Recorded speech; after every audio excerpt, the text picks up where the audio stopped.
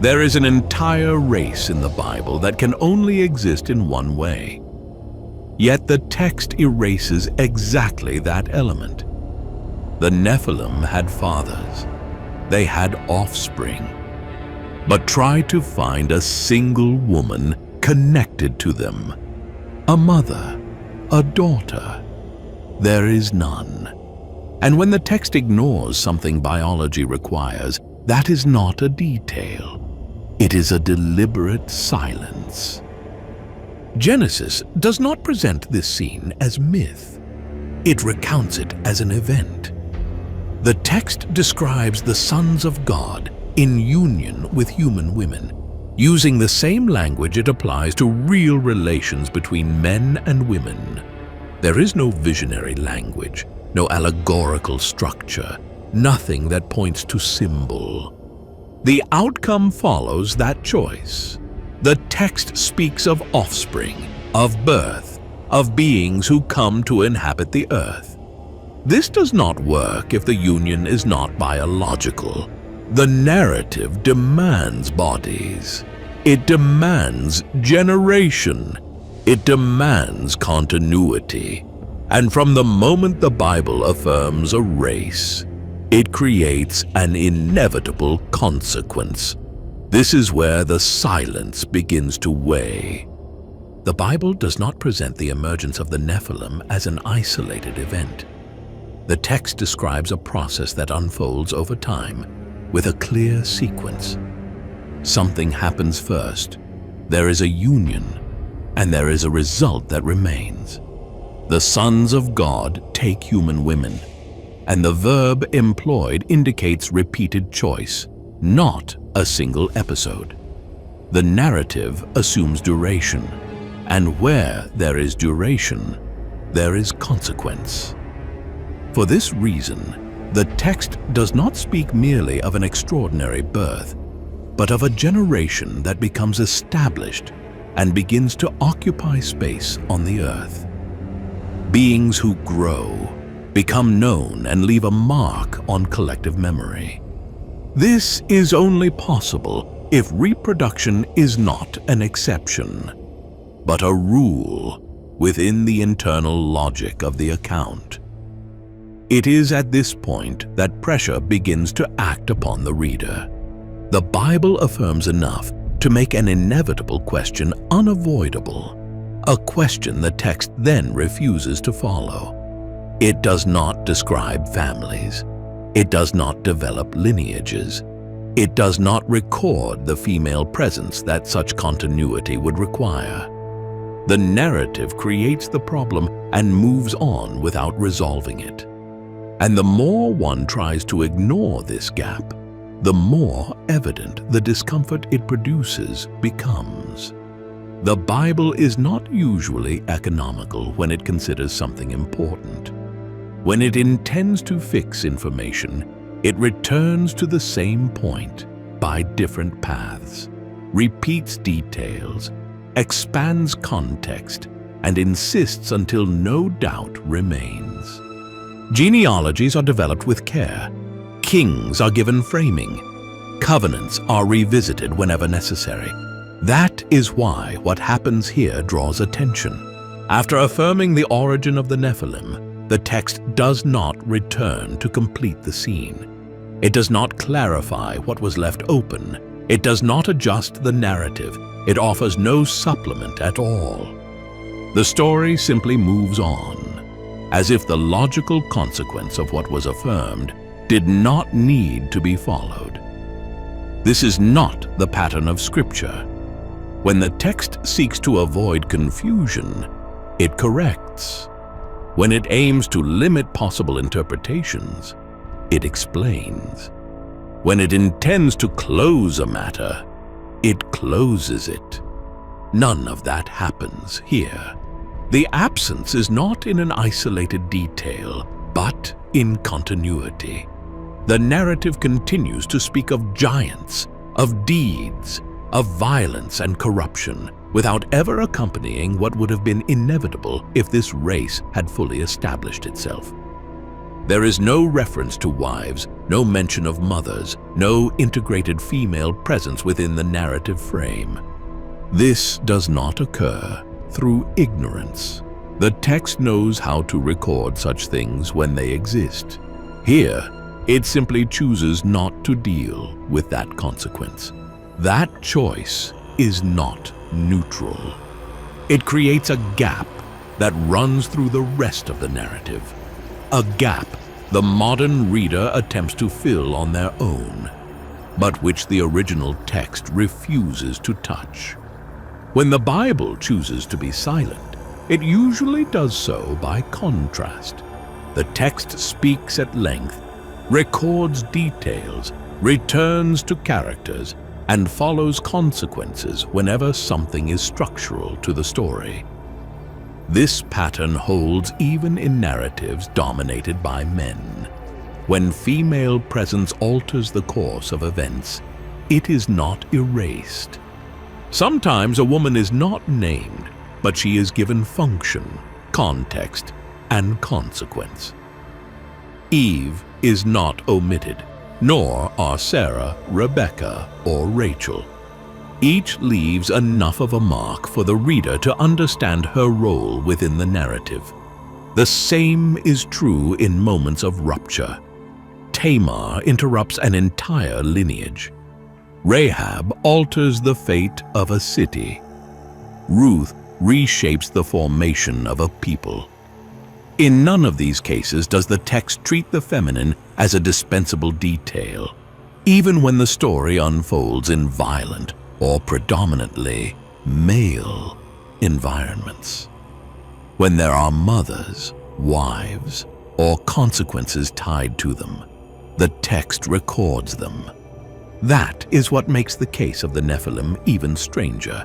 This is not a secondary character, but the formation of a race, and yet there is no narrative effort to balance the picture the text itself began to construct.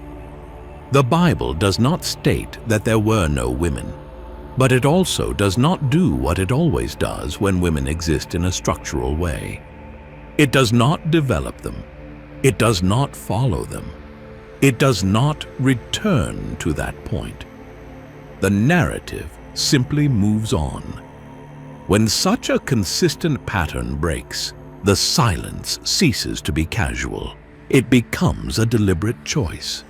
Not because the text is hiding something from the modern reader, but because the ancient author knew exactly how far he could go and chose to stop before that. The silence in Genesis 6 does not appear at an irrelevant point in the narrative. It emerges precisely where the text affirms something that by its own logic should not remain incomplete. The Bible is not describing a peripheral detail. It is pointing to the origin of a corruption that will justify the flood and preparing the ground for a total judgment.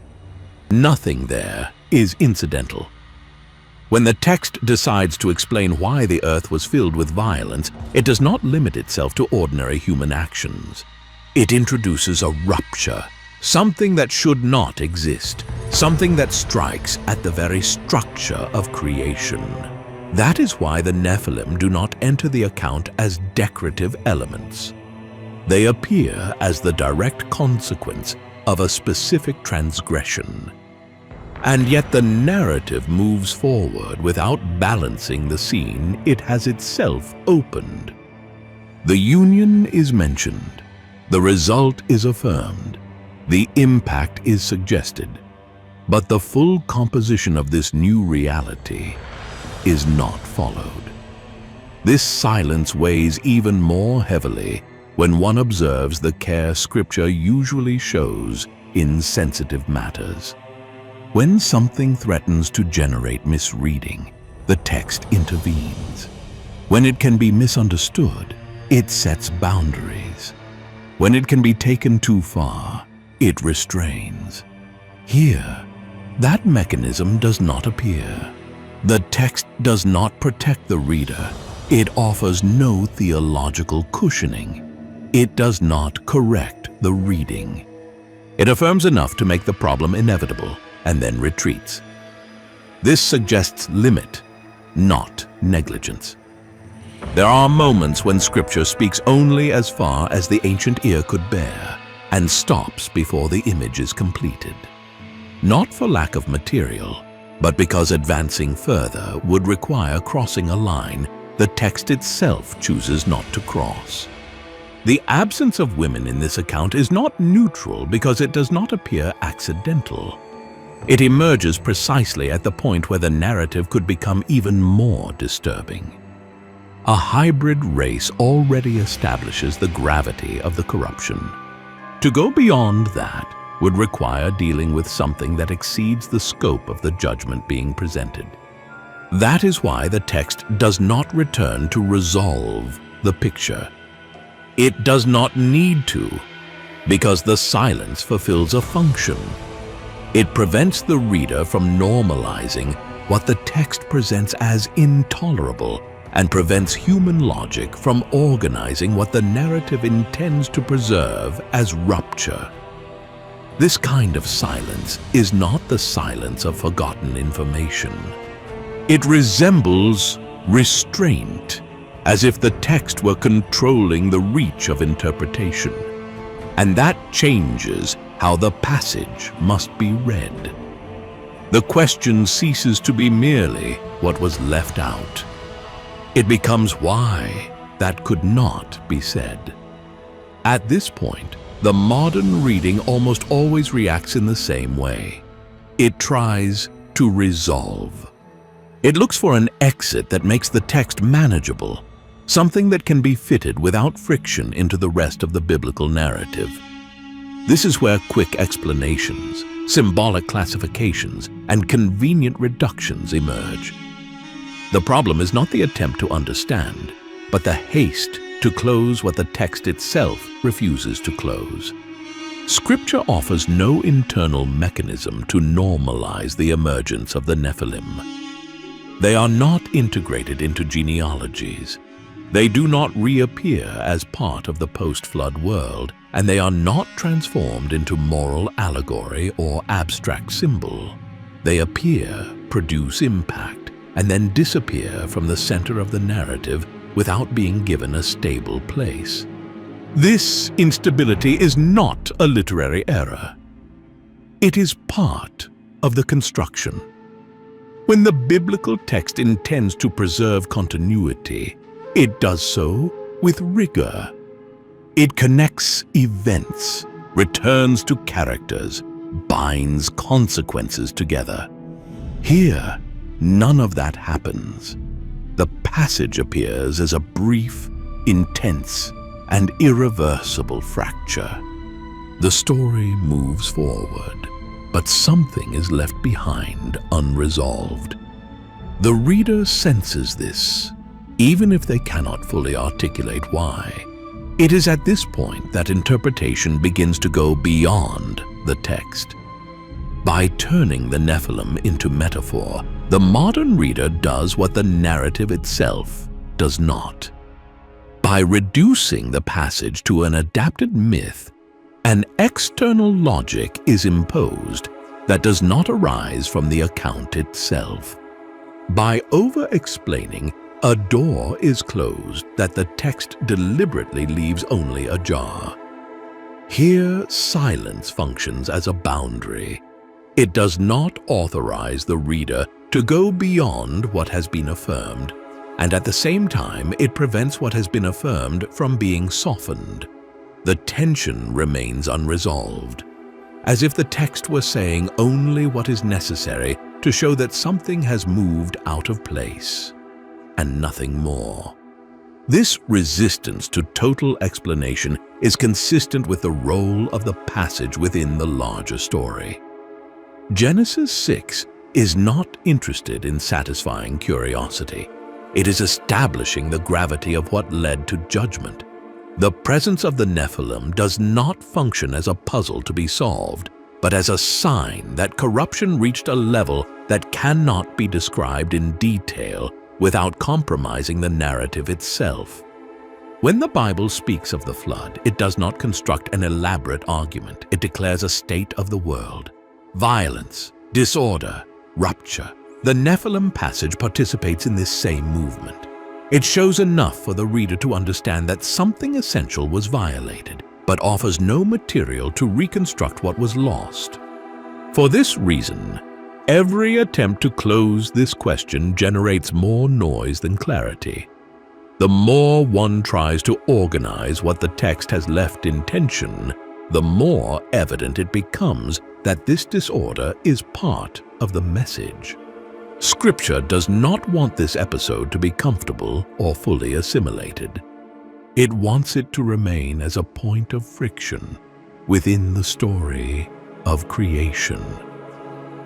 The limit imposed by silence is not an invitation to free speculation, but a warning. There are things that may be affirmed, and there are things that are not handed over to the reader. To confuse these two spheres is to cross the care of the text itself. In the end, the question is not how to fill what is missing. It is why the narrative chose to move forward without filling it. The discomfort lies not only in what was not said, but in the fact that even without saying it, the text has already said enough to prevent a tranquil reading. When everything seen so far is brought together, the sensation is not one of discovery. It is one of limit. The biblical text does not deliver a complete picture. It offers no balanced cast of characters, no explanations that can be easily accommodated within a traditional reading. It affirms enough to produce consequence and refuses to go any further. The union is affirmed. Dissent is mentioned. Corruption takes hold. Judgment draws near. And yet the composition of this reality remains incomplete, and that does not appear accidental. The Bible does not construct this episode to be explored in detail. It positions it as a point of rupture within the narrative of creation itself, something that belongs fully neither to the ordered world that came before, nor to the reorganized world that will come after. A strange interval left unfinished. For this reason, the text does not return to resolve what was left open, not because words were lacking, but because completing the picture would require normalizing what Scripture presents as intolerable. Here, silence functions as a boundary. It prevents the episode from being turned into comfortable mythology or ancient curiosity. Throughout the Bible, when something must be remembered, it is repeated. When it must be taught, it is explained. When it must be preserved, it is integrated into the story. None of that happens with the Nephilim. They appear, produce impact, and vanish from the center of the narrative, leaving behind only the trace of something that should not have existed. And it is precisely this absence of closure that preserves the weight of the episode. The error is not in seeking to understand. It lies in demanding that the text say more than it chose to say. Here, Scripture does not invite the reader to complete the story. It makes clear that there are aspects of corruption that were not handed over to language. Not out of censorship, but out of narrative restraint. The final question, therefore, is not about what was hidden. It is about what was said only as far as it could be borne. And as long as the text moves on without resolving this, any honest reading will have to accept the discomfort, not as a flaw, but as intention.